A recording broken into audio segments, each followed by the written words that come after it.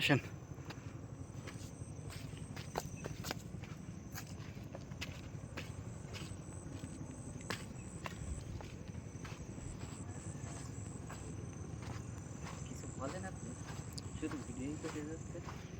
বলবো কি, এটা হচ্ছে ইন্ডিয়া।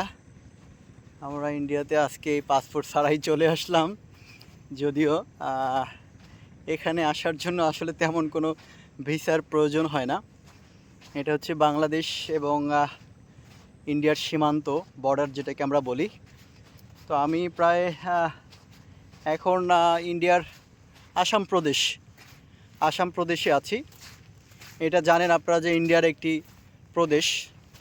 তো এই আসাম প্রদেশে আছি। এই আমার পিছনে যে পাহাড়গুলো রয়েছে এগুলো আসাম প্রদেশের পাহাড়। দেন হচ্ছে আমি যেখানে হাঁটতেছি, এই যে পথটা দেখতে পাচ্ছেন, এগুলো হচ্ছে আসামের মধ্যে। তো এগুলো আসলে পাথর, যদি এখানে কোনো মাটি নেই, আমরা এসে এখন পর্যন্ত তেমন কোনো মাটি দেখিনি। এটা হচ্ছে সম্পূর্ণই পাথরের। দ্বিতীয়ত হচ্ছে এই পাহাড়গুলো যেগুলো দেখতে পাচ্ছেন এগুলো হচ্ছে পাথরের। হ্যাঁ, এই পাথরের উপরে হচ্ছে হয়তোবা কিছু মাটির আস্তর রয়েছে উপরের অংশ, যে কারণে হচ্ছে ওখানে আপনারা গাছপালা দেখতে পাচ্ছেন। কিন্তু এছাড়া আসলে মাটি নেই বললেই চলে, টোটালি কোনো মাটি নেই। যাই হোক, আসলে ইন্ডিয়া খুবই দর্শনীয় একটা জায়গা। এই আসাম প্রদেশ, এটা হচ্ছে এটা হচ্ছে পাহাড়ি অঞ্চল যেটাকে আমরা বলি, বা পার্বত্য অঞ্চল। আমাদের বাংলাদেশিদের জন্য যদি আমরা বলি পার্বত্য অঞ্চল, তো এই আসামটাও হচ্ছে একটা পার্বত্য অঞ্চলের ন্যায়। এখানে বড় বড় পাহাড় আছে। আমার পিছনে যদি আপনারা দেখেন, এই অংশটা কিন্তু সবই হচ্ছে আসামের অংশ। হ্যাঁ, তো এই যে বড় বড় পাহাড় দেখতে পাচ্ছেন এগুলো সব হচ্ছে আসামের। আর দ্বিতীয়ত হচ্ছে এই অংশটা, নদীর এই এপারের অংশটা, এবং আমি যে এখন যে অংশটাতে রয়েছি এই অংশটা হচ্ছে বাংলাদেশের। আর এই নদীটা হচ্ছে সোমেশ্বর নদী। হ্যাঁ, যদিও এই নদীটার এই যে আপনারা যে পানি দেখতে পাচ্ছেন, এটা হচ্ছে খুবই সীমিত পানি। এটা হচ্ছে আপনি চাইলে এখান থেকে হেঁটে নদীর ওপার চলে যেতে পারবেন, বাংলাদেশে চলে যেতে পারবেন।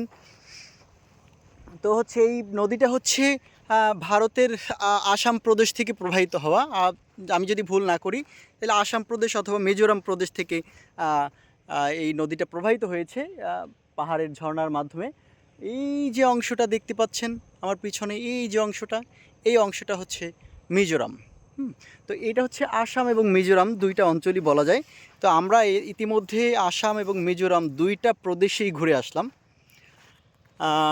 সর্বশেষ যে বিষয় সেটা হচ্ছে যে এখানে যে এনভায়রনমেন্ট রয়েছে, পরিবেশ, প্রাকৃতিক যে সৌন্দর্য রয়েছে, এটা অতুলনীয়। এখানে না আসলে আপনারা বুঝতেই পারবেন না যে এই জায়গাটা কত সুন্দর। তাই আমি আপনাদেরকে বলবো, যারা সুযোগ রয়েছে, সামর্থ্যবান, তারা হচ্ছে প্রাকৃতিক সৌন্দর্যগুলো ঘুরে দেখেন। আল্লাহর যে নিদর্শনগুলো রয়েছে এগুলো ঘুরে দেখেন, এবং আল্লাহর যে কৃতিত্ব বা তার যে মহত্ব, তিনি যে পৃথিবীকে কত সুন্দরভাবে তৈরি করেছেন, কত দৃশ্যমান করেছেন প্রাকৃতিক সৌন্দর্যে, এটা আপনারা ঘুরে ঘুরে দেখেন। আশা করি সবাই ভালো থাকবেন। আল্লাহ হাফেজ।